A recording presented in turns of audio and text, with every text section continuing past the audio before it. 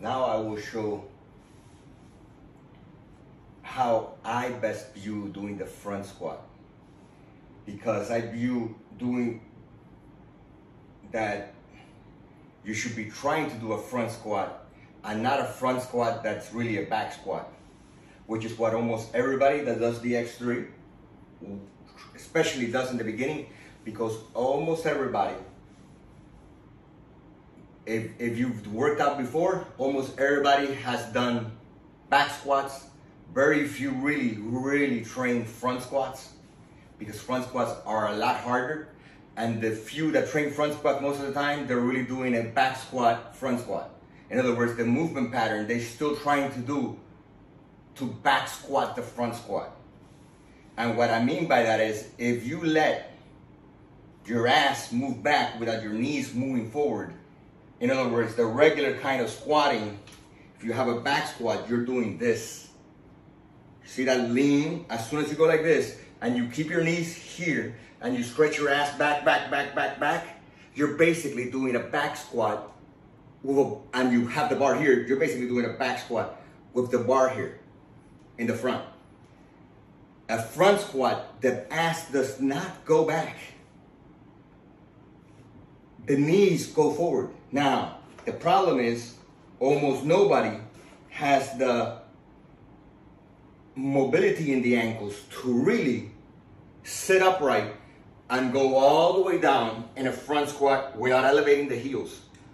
And even Olympic lifters, you gotta understand this, the world-class athletes, they're wearing shoes with heels, and they've trained all their life to do a front squat, all right? So they still elevate their heels, even though they all have the mobility to be here like me, right here. But even this is still a lot of forward lean if you're holding 600 or 700 pounds in front of you on your front. So they still elevate their heels so they could stay a little bit more upright. No one is gonna compete in our Olympics professional level front squat and not elevate their heels. They're all wearing lifting shoes, because the idea is you wanna stay as upright as possible with the body. Even if you have the ability, like I do, I could go here and be here, I'm still upright. It will still feel better on the body to have an elevated heel. Now, my torso is, I'm not having to fight my torso to stay upright. My torso is completely upright as I move up and down. So if you're loading 600-700 pounds in the front, this is a lot better than this, because this automatically, now that you're placing much more load here. So in a front squat, you really want to be as straight up and down as possible. The problem is almost everybody is weak in the quads when they start training, right? So even if you get down here and you're in your front squat, what everybody does is this. They first do, and they do like you're trying to deadlift the front squat. So in other words, the first movement happens, your ass goes back. Why? You're trying to transfer the load to your hamstring and your posterior and your back, which is stronger. Most people don't have the quad strength to do a front squat properly, where you're getting out of the hole, out of the bottom, with your quads. In other words, if you don't go like this and you go like this, everything happened here. As soon as you shift back, you're trying to transfer, pushing out from back here, because this is the strongest part of the body. In other words, a back squat, when you're like this and you back squat, guess what you're doing? You're transferring most of the load back here. A low bar back squat, which is the heaviest squat that people get the world records in, is really partly squat, partly deadlift. This is really what's happening. You're transferring that load back here, which is really strong, the really strong part of your leg, and you're using, it's almost like and you maintain, and you're pushing up, so it's a squat deadlift style to get as much tension up as possible. A front squat will never be as heavy as the back squat, because if you do it properly, you're just moving with the front, which is all we're trying to do here. In reality, you're using the front squat to train the front of the leg, and you're using the deadlift day to train as much as so that you have a separation. If you do your front squat with a lot of lean, you're basically working out the back of your legs every day regardless, because then you're doing it in deadlift and you're doing it in the squat. Deadlift, squat, deadlift, squat. So yeah, it's still all right, but I much prefer to really separate my using the front squat for the front and working the quads more. So that means you want to try to stay as upright as possible, which means this is why I elevate the heels. Remember, I can't be ass to grass without elevating my heels. All right, I have no issue keeping my knees here and going up, but I will be more comfortable lifting a lot heavier by elevating my heel, just like any Olympic lifter does, because the elevation allows you to be sitting properly, to hold that tension and keep your focus on your quads. You'd be surprised what just a little bit of an inch inclination does. If you were holding a 600-pound barbell here, just this little bit affects whether you're here or whether you're here. There's a lot easier if you elevate those heels and you're like this, all right?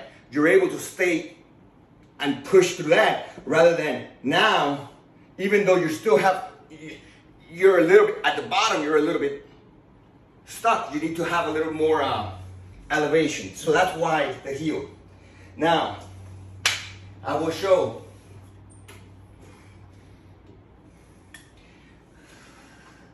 to get out of the bottom.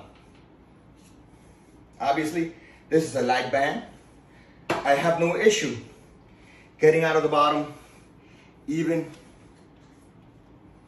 with my hands down, right? Because I am so upright and I'm focusing on getting out with my quads, not shifting back.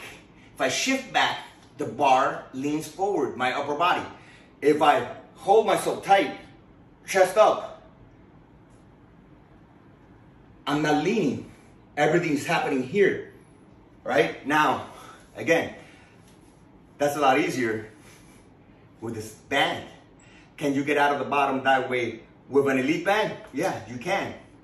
If you're effectively just using your quads rather than trying to shift the weight to the back. Now, will you have a little forward lean regardless? Yeah, because the elite band is a lot of tension.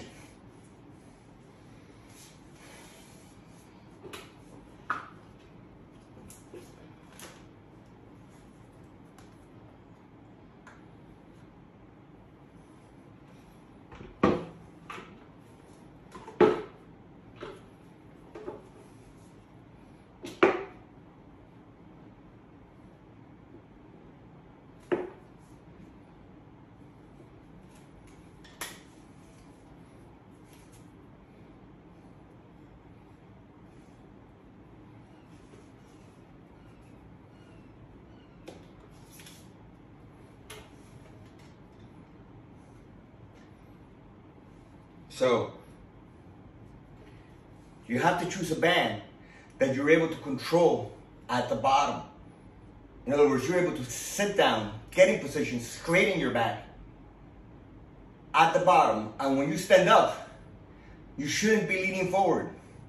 Now, obviously at the start, you're all leaning forward because in reality, almost no one has the quad strength to get out from the bottom straight up. Especially in the beginning. You have to train for that. Everyone, 99% of people in a gym train back squat. And if they train front squat, they're not training a front squat. They're doing a bar in the front and they're still doing the same movement pattern of doing a back squat. It is hard to get out of the bottom with your knees forward and only with your quads. It is much harder to get out of the bottom like that with real weight on it.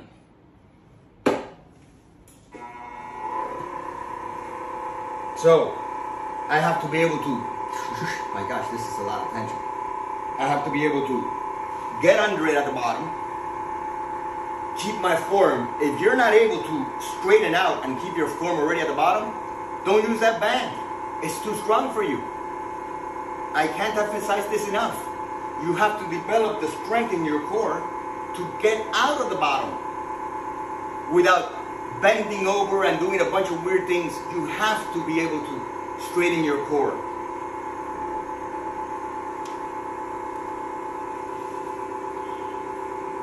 So you see, if you're having to do this, you're already not really doing a front squat. And you're passing that tension to your back, lower back. Now, what does this mean? I have to be able to stay here at the bottom. Look at my chest. I'm gonna get up, push out, and stay upright, lean back.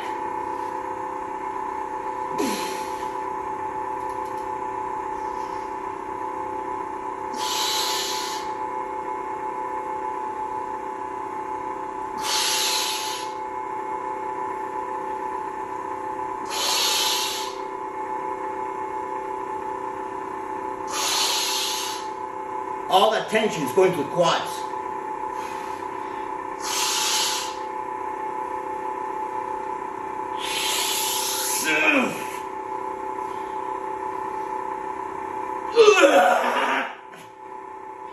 It's getting tiring, because I am tired from before.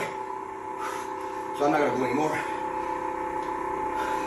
But that's what you want to be doing if you're doing the front squat.